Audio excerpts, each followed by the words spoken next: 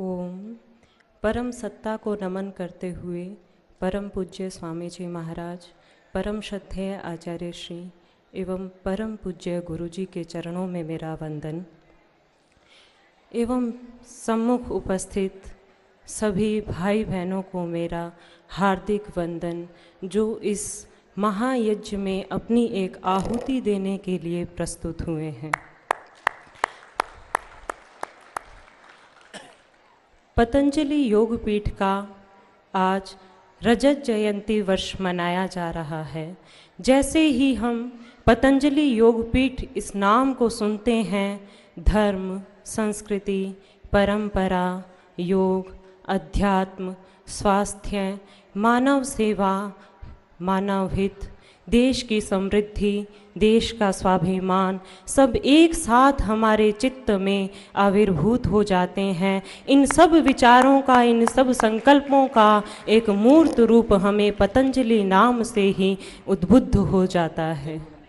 उस पतंजलि योगपीठ को बनाने में उस प्राचीन पुरातनी सनातनी परंपरा को एक जीवंत रूप देने के लिए परम पूज्य स्वामी जी महाराज एवं परम श्रद्धेय आचार्य श्री ने अपने जीवन का एक एक क्षण समर्पित किया है, अपने जीवन को तप से तपाया है और हमें ये एक व्यावहारिक रूप में संस्कृति को जीवंत रूप में प्रदान किया है, एक आधार हमारे लिए तैयार करके दिया है और हमें एक अवसर दिया कि हम उस संस्कृति की सेवा कर सकें, जिस संस्कृति को इस रूप तक, इस आज की अवस्था तक पहुंचाने में अनेकों ऋषि मुनियों ने, अनेकों देशभक्तों ने बलिदान दिए हैं और ये परंपरा, ऋषि संस्कृति आज हमारे तक पहुंची है कि हम इसका लाभ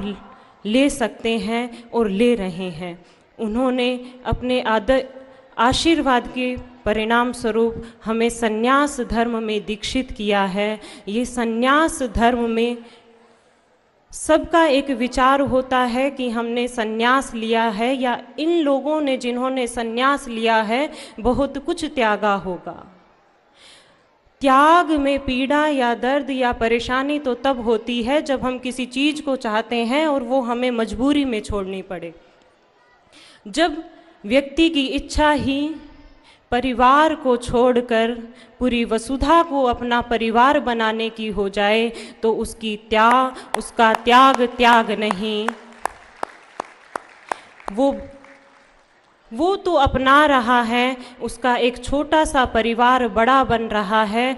त्याग तो उनका है जिन माता पिता ने, संबंधी जनों ने, मित्रों ने हमसे अनेक अपेक्षाएं की, भौतिक अपेक्षाएं की, हमसे भौतिक सुख भी चाहा। उनकी अपेक्षा नहीं थी, उनकी इच्छा नहीं थी कि हम ये जीवन लें। उन्हें पीड़ा हुई, उन्हें दर्द हुआ। हम आज यदि अपने किसी भी क्षण को अनुपयोगी करते हैं, प्रमाद में, आलस्य में व्यर्थ करते हैं, तो हम कहीं ना कहीं उनके त्याग का अनादर कर रहे हैं। और जिन ऋषियों मुनियों के तप से, त्याग से, परिश्रम से ये संस्कृति, ये मूल्य हमें प्राप्त हुए हैं, उन आदर्शों का कहीं ना कहीं हम अनादर कर रहे होते हैं। सेवा एक ऐसी चीज़ है जिसकी उत्कृष्टता का निर्धारण हम नहीं करते। हमारी सेवा की उत्कृष्टता का निर्धारण समाज करता है जिनकी हम सेवा कर रहे हैं। इस संस्था की एक विशेषता यही है कि इसने उस संस्कृति को, उन जीवन मूल्यों को, उन आदर्शों को उसी रूप में समाज की सेवा में प्रस्तुत किया है जिस रूप में समाज उनको स्वीकार कर सकता है। हमें तो बस इस अभियान में जुट जाना है, उसका भागीदार हो जाना है। ये एक ऐसा महायज्ञ है जिसमें जीवन का कोई भी पहलू नहीं छूटा है। देश का कोई ऐसा प्रकल्प, देश की उन्नति में ऐसा कोई प्रकल्प जिसकी देश की उन्नति में प्रतिभागिता हो सकती है, ऐसा कोई प्रकल्प नहीं छूटा है।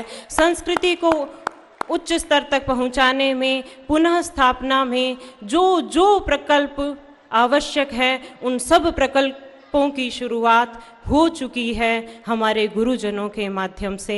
हमें तो बस इस महायज्ञ में अपनी एक आहुति देनी है और उस आहुति में ये ध्यान रखना है कि हमारा कोई भी कर्म ऐसा ना हो जो हमारी गुरुओं की शक्ति ना बनकर उनकी कहीं हानि ना कर दें। हम उनकी शक्ति बने, परम शक्ति बने। जिस गति से आज तक अब तक जो स्थिति प्राप्त हुई है, उस शक्ति को हम जितने हम लोग हैं, जितने हम भाई बहन हैं, उतने ही गुना और अधिक वृद्धि कर एक महाशक्ति के रूप में इस नव निर्माण में, इस नव सृजन में अपने आप को प्रस्तुत कर पाएं।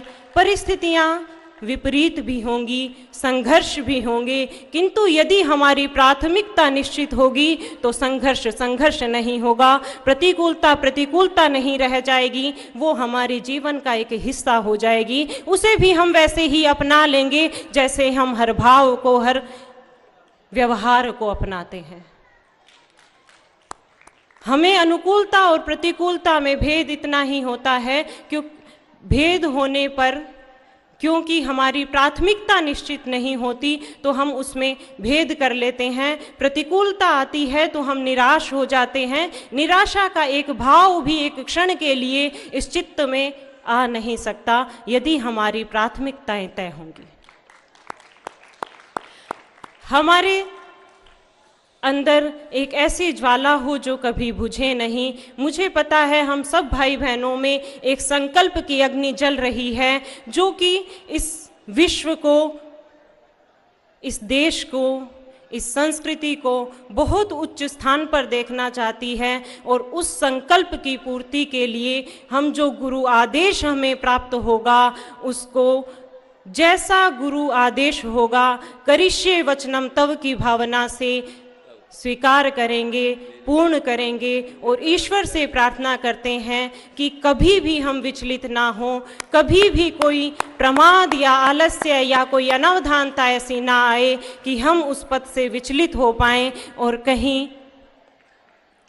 अपने उद्देश्य को, अपने पथ को आगे रखकर हम भगवान से यही प्रार्थना करेंगे और आजीवन इसी संकल्प की पूर्ति के लिए प्राणपण प्रयत्न करेंगे। ओम शांति। हमारी पूज्य साध्वी देव विजया जी ने ये विजय का मार्ग है और इसमें त्याग और ये शब्दों का प्रयोग होता है।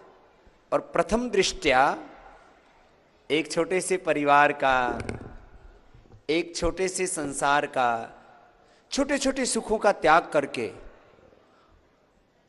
बड़ा परिवार, बड़ा सुख, बड़ी संतुष्टि, बड़ी प्रसन्नता, विराटता, भूमा का मार्ग जैसे पूज्य आचार्य श्री कह रहे थे, उसको हमने आत्मसात किया है। तो ऐसे ही ये हमारी जैसे पूज्य साध्वी देव विजया जी ने कहा, आपने ये विजय का मार्ग, ये विराटता का मार्ग, ये अनंत का मार्ग चुना है।